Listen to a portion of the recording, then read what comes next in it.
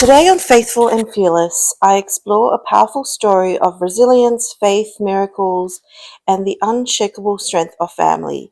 In today's episode, I'm honored to introduce my guest, Shana Kavanagh.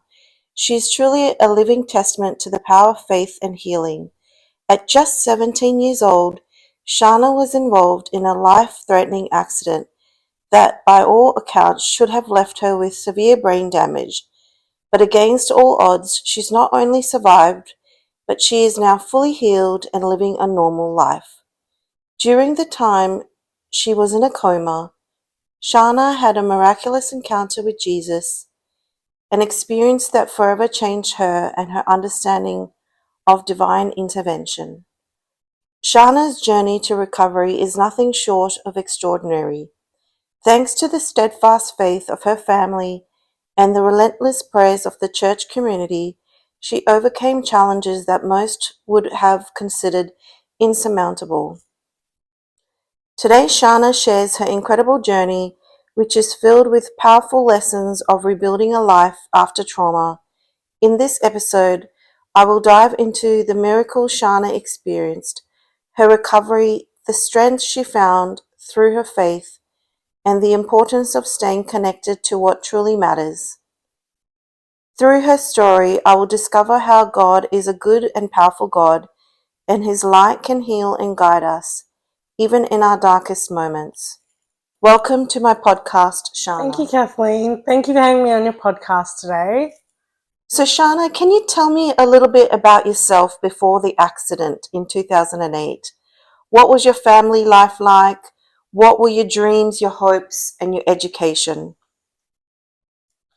When I was 17 in 2008, I was in year 12. I wasn't really certain what I wanted to do with my life. I knew I wanted something artistic, as I was really good with my hands, really good sketching and drawing things. I took an interest to architecture first. I did work experience in that, and I wasn't too much of a fan of it, so I didn't complete that. I thought about graphic designing. Graphic designing was an interest, as it requires a little bit of extra art and extra work, and that was my main interest at the time. So, what was your life like before the accident, and what decisions or experiences led to that point? Um, I think what really affected me when I was 17 would have been my granddad passing away all of a sudden during Christmas. His house wasn't air conditioned, and he had a stroke and passed away. That was a big thing, a big loss. Like, I had never lost immediate family member before, so I had never experienced it, and I didn't know how to deal with grief back then. So, and there was no such thing as getting help, psychological help. There was no such thing back in 2008. So there was no help, nothing, and I didn't know how to quite deal with it. So my younger brother and we kind of went on a rebellious phase where weren't taking school seriously. Um, we were very rebellious. We went to parties, we drank, we did drugs, we did everything kids our age shouldn't be doing. So, Shana, can you tell me a little bit about the night of your life-threatening accident? I went to a friend's house to hang out on a Friday night or Saturday night. I'm not too sure which night it was. But I asked my dad, can you drop me? He dropped me to my friend's house. Around 9 o'clock, my dad called my friends and he said, I'm coming to get you. And they apparently said, can you come get me in 30 minutes? And my dad said, no, I'm actually coming to get you right now. So my dad arrived and he walked into the house and saw me lying in my own vomit. he asked the girls what I may have had, and they said I had 8 Smirnoff Double Blacks. And my mum and dad both came in and carried me out to the car, buckled me in, closed the door. My mum sat in front, I was in the back seat. And then on the way home, we were driving up the street. I don't know, I'm not sure how it happened, but my belt came off and the door slid open, and that's when I fell head first onto the road. My parents stopped about 8 meters ahead, noticing the gush of wind coming through the back, and from there, they stopped the car, and my dad saw me lying in the middle of the road with cars coming. My dad waved the cars down and moved me to the side of the road while my mum went knocking on neighbours' houses to call the ambulance. And none of them would actually answer the door because my mum had blood from me all over her shirt. And yeah, from there she came to one house. They came out and they brought me a blanket and they asked what they could do, and they called the ambulance. And it was just my luck, the ambulance was on strike that night as well, so they took hours to come out. By the time they got there, my parents tried to resuscitate me, but it didn't work. They got there and they said, she's already dead, but we'll see what we can do. They rushed me to Royal Perth Hospital. They had a quick meeting. They connected me to life support and they operated my skull off for approximately 2 months, life support for a month, a bit less than a month. Um, and then from there, as I woke up, I had like maybe 4 head operations. They had to take my skull off, that's the first one. And then they had to put in a manual shunt, like something that can hang from the side of my head so that it can drain any excess blood out from around my brain. Um, and then they operated again and they put my skull back. My eyes were a bit strange, so they operated again.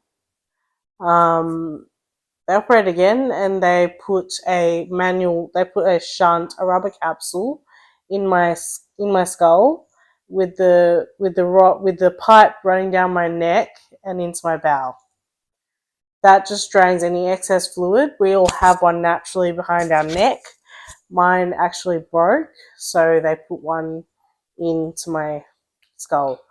Um, my body doesn't need it anymore, but I'm keeping it there just in case I get really badly sick or something happens and my body needs it. So, Shana, now that you are in a coma for about a month and you've had multiple surgeries, what was the doctor's prognosis that they gave your family, and what was your family's response to that prognosis? They said, say your final goodbyes. I'd be like, the chances of me surviving were very slim. If I did survive, I'd be a vegetable, unable to live like a normal human being. I'd be in a wheelchair. I'd probably have a crown holding my head up. They just said expect the worst. Don't Nothing good is going to come from this. My family understood the gravity of it all. It wasn't easy to hear, but understood what it meant. It was a very dark time for them. Family is a Catholic family. I had the prayers all over the community, the whole of Perth, praying for me and my recovery, my survival. Without the prayers, I'm quite sure I couldn't have done it. My family were also there with me every single day, every stage, every step I went through, from physio to um, occupational therapy, every stage. They were there for me throughout. So, Shana, while you were in a coma, what was your near death experience? What stood out the most? What was so vivid about this experience?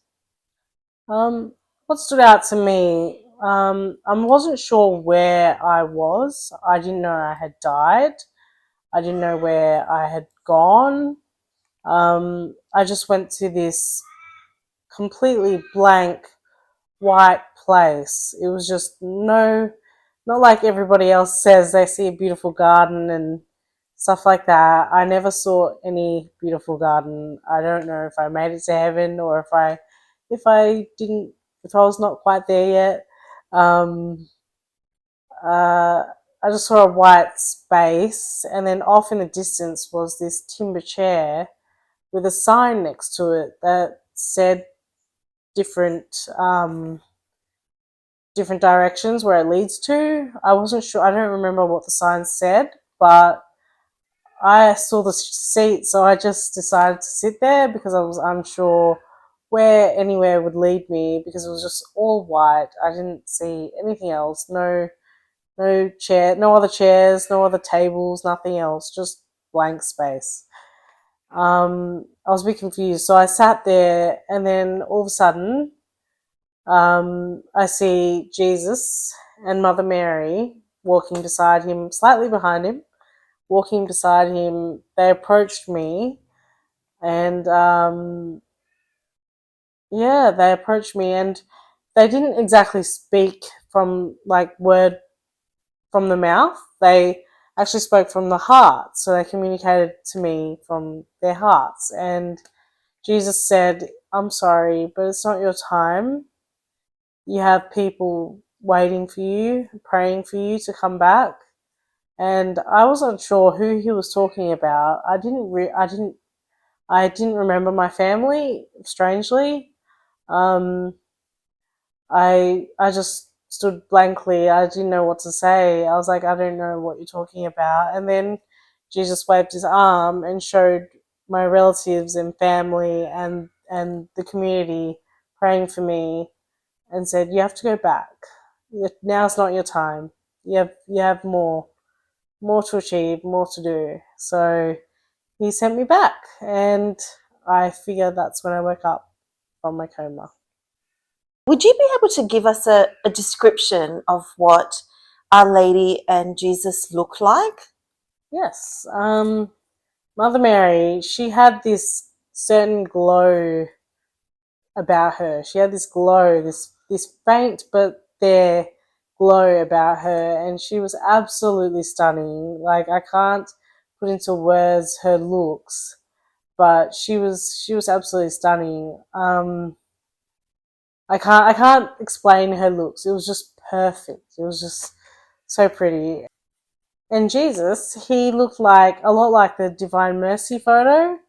Um, my mum had it in my hospital room, and I just kept pointing at that and just banging on I couldn't speak at the time because I had a trachea in my throat still, so I was unable to get vocals going. So I was unable to talk, but I kept banging on my table and pointing at the Divine Mercy photo because that's the one that I remember his face and everything was very similar. He was wearing the crown of thorns still, and he didn't have his blood. He didn't have any scars or anything, but he was absolutely stunning as well. He also wore his little cloth around his waist. So, what was your actual experience, your feeling, your sense? Was it of peace, fear, or something else? The feeling I had was exhilarating. Like, it was more than happiness. It was more than the warming feeling, more than the safe feeling. It was blissful, I would say. Was there a key message or insight or mission that Jesus gave you to come back to earth?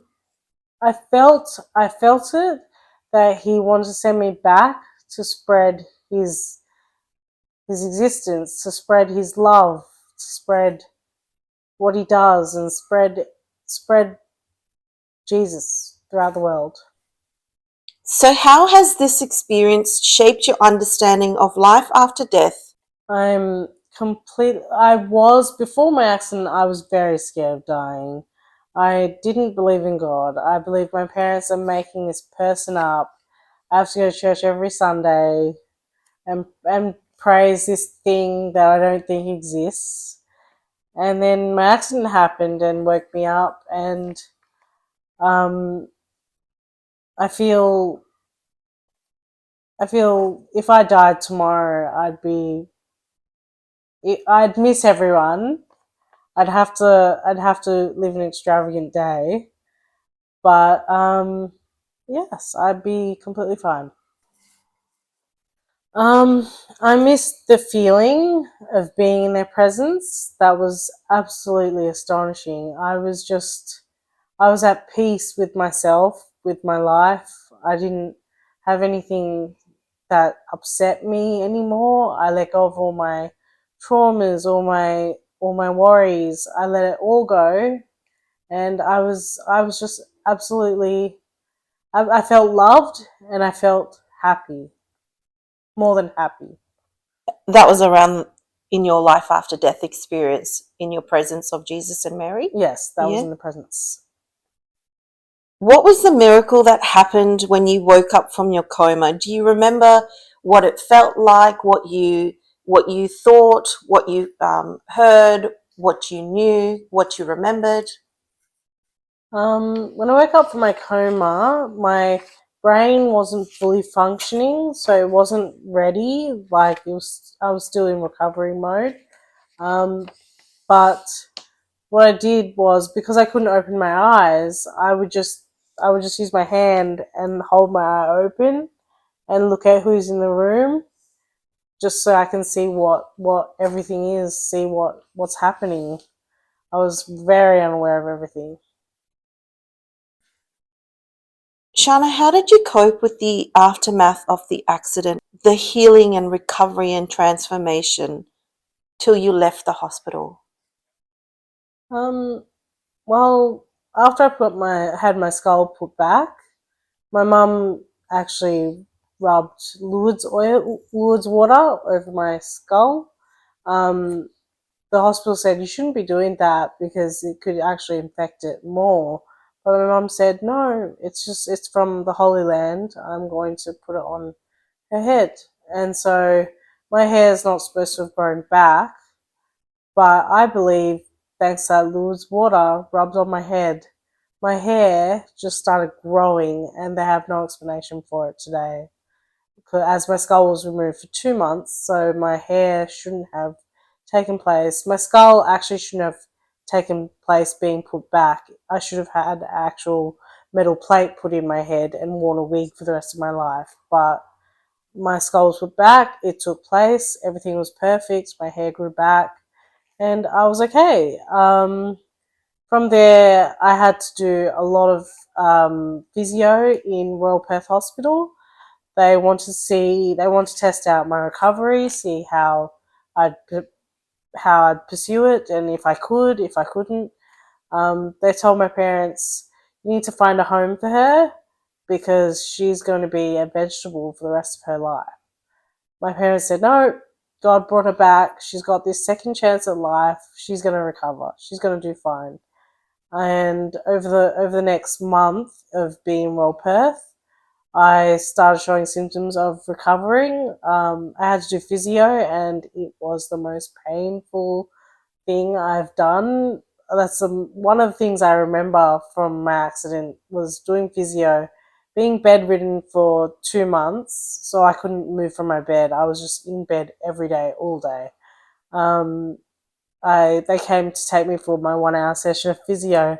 I cried. I bawled my eyes out because it was so much pain as my muscles had become stiff and solid in that single position that it wasn't used to me being active and walking and running or doing anything.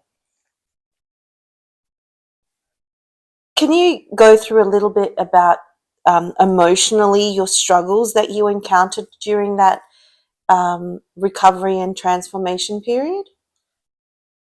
Um, I just wanted to get out. I just wanted to go home. I was unsure of where I was. I didn't like where I was. I knew I was in hospital, and I just did not like it. It was like a prison. Like, you have to stay in bed, you can't move, you can't do anything. The nurses actually watched me on video from the desk outside my ward, and they saw me attempting to get out of bed to get me some water, which I wasn't allowed to drink because I still had a trachea in my throat, which is a metal rod put in my throat to keep my breathing open, because as it was closing, as I had pretty much died. So, how did your perspective of life change after the accident? And what are the most important lessons you can carry forward from this journey? Um, I carry forward. You have to be strong. You have to have the determination to get yourself together and get out and just get back to living like a normal person again. I would say my life lesson. I would say I'm more of a daring person now. I do things. I do things that I shouldn't be doing. Like, I take the risk more today in stuff that I achieve, like my home. I achieved it as I was so determined to take risks just to build my life. How has your relationship with God and your faith evolved since your recovery? My faith. Before my accident, as I said, I never believed in God. I believed my parents are just forcing me to go to church to praise this person that I don't really care about and I don't really know. And I just went with it just to make them happy. But today, I believe in God 100%. I would never, ever change. God's my savior.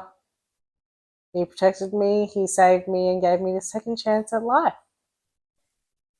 So, if you could go back and give your 17-year-old self advice before the accident, what would you say? I'd say be prepared. Be prepared for life threatening, be prepared for all the trauma that you're going to experience. Be prepared for that. But I would do it all over again as it changed my faith 100%. What have you done since to share your experience with God and your near death experience with Him and your accident? Um, I haven't, I haven't exactly shared a lot. I used to go to high schools to help students with their rebellious phases. I used to have to go and give my talk and prepare them for what teen years can be like and what you can turn into your worst nightmare. I prepared them for that. I'd say today sharing it on this podcast would be one of the first times I've done that. You did mention that after your rehab, months after, you went back to the hospital for interviews and tests and to meet with the doctors.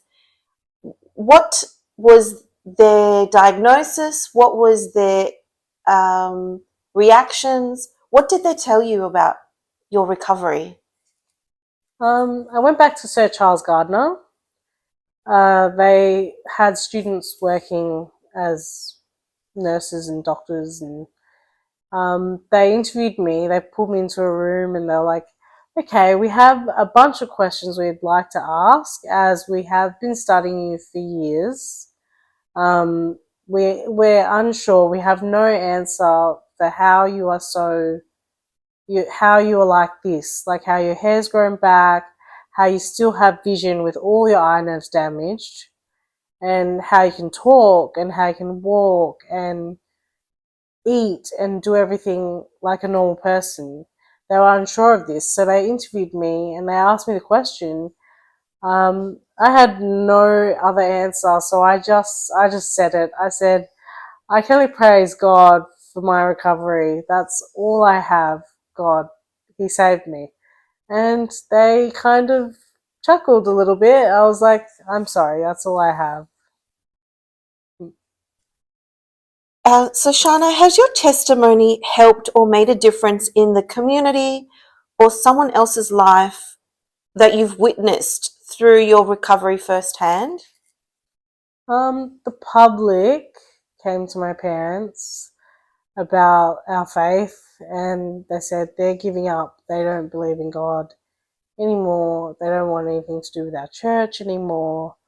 But then after they heard my story, they just they continue to follow God. They continue to keep the faith, and ever so often we see them going to my parents' house and hugging the Mother Mary statue out the front.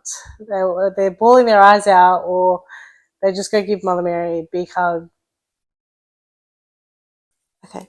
So after everything that you have gone through, how do you feel about your purpose today? And then what is one message you can share with others that are going through tough times? My purpose today is definitely to share God's love, share the love of God for sure, and that I'm wanting to really do after pursuing a couple more goals. I want to start my biography from where I hit my rock bottom and God's blessings from above, definitely. Um, People going through a tough time, I would say, please don't take advantage of yourself. Don't don't fail yourself. Um, uh, Possibly seek help if you could. Don't be ashamed of it. I'm not ashamed of it. I get help if I'm going through a tough time. Even today, I get help sometimes from time to time. Um, it's nothing to be ashamed of. Definitely not. So, is there an experience that you want to share with the world about after your recovery when you came back to being normal in the world? Um, I my dad came to me with a court case versing his car insurance. My dad was liable for me falling out of the car without TLC. Um, I took on the case. My At the time I was 17, so my mum was my legal guardian. Over 3 months, I turned 18, and my lawyer said, I've seen you working on this case. I want your mum taken off, and I want you to do it yourself because I believe you have potential. I was a bit scared. I was a bit shocked because I didn't know the first thing about courts and law and everything, but I took it on. Um, I then ran errands from courthouses, and I represented myself in court as well, talking to the judge by myself without my lawyer, as that would cost a bit. So I did it by myself, and I managed to pull that off. During that time, I was sitting at the back bench of the courthouse, and I was praying to God. I was like, please don't let me stutter. Please let me get my words out. Please let me get my point made across for what I need. And I was just praying to God, and my mouth was as dry as a sandy desert. It was so dry. I was like, I'm going to screw this up. And as soon as I got up there, I just all of a sudden became calm, and I greeted the judge with great respect, and I explained what I was there for really easily. And I don't know how that even happened, but at the end of that, I walked out of the courthouse with a great smile on my face because I achieved extending my case on the active list. I did that several times.